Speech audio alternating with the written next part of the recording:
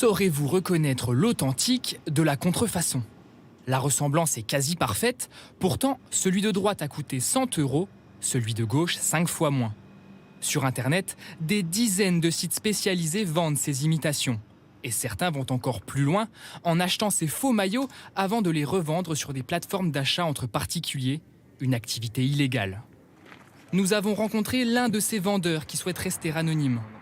Il nous raconte avoir d'abord commandé sur un site chinois par curiosité.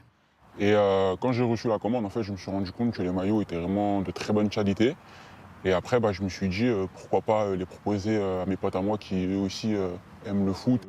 Il se lance ensuite dans ce business illégal en tant qu'intermédiaire. Muni d'un simple téléphone portable, il met en relation acheteurs et vendeurs. Pour lui, aucun doute, les clients savent que c'est contrefait. C'est comme quand les gens vont au bord de la plage, ils achètent des maillots à 10-15 €, ils sont conscients que c'est pas des maillots officiels. Nous avons remonté la piste jusqu'en Chine. La marchandise est produite ici. En caméra cachée, nous entrons dans cette boutique de Putian, surnommée la ville de la contrefaçon. Des chaussures, mais aussi des maillots de basketball. Ici, tout est faux. Nous avons contacté un expéditeur chinois. Notre demande, envoyer 500 maillots vers la France. Vous avez l'habitude d'envoyer en Europe, n'est-ce pas? Oui. Est-ce qu'il y a fréquemment des problèmes? Non, très peu de problèmes. Maintenant, on envoie en Europe tous les jours. Pour ne pas se faire contrôler, les contrebandiers usent de techniques bien rodées. Nous faisons des colis d'environ 5 kilos et nous les envoyons séparément. Si vous les envoyez en grande quantité comme ça, le risque de se faire contrôler est plus élevé. Certains de ces colis arrivent à destination. Les plus suspects sont contrôlés ici par la douane française. Repérés par la poste, des centaines de paquets sont ouverts chaque jour. On va le contrôler aussi. Dans celui-là, les douaniers découvrent une dizaine de pièces contrefaites.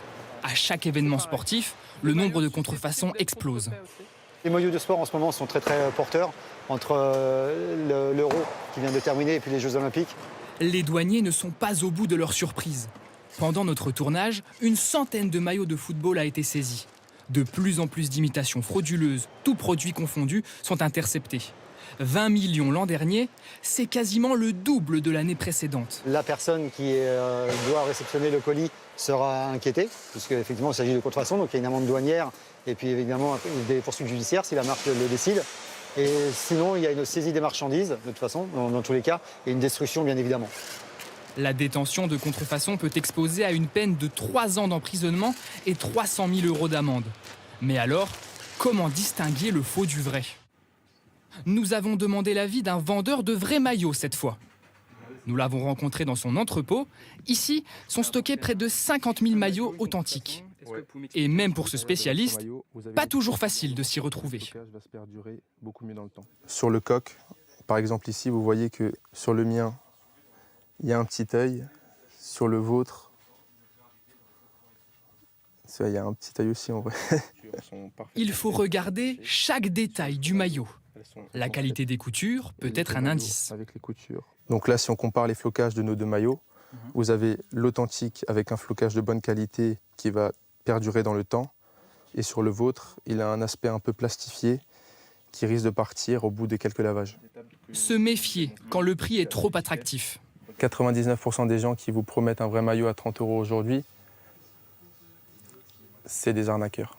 Des arnaques plus vraies que jamais et des originaux toujours plus chers, nul doute que ce marché frauduleux a encore de beaux jours devant lui.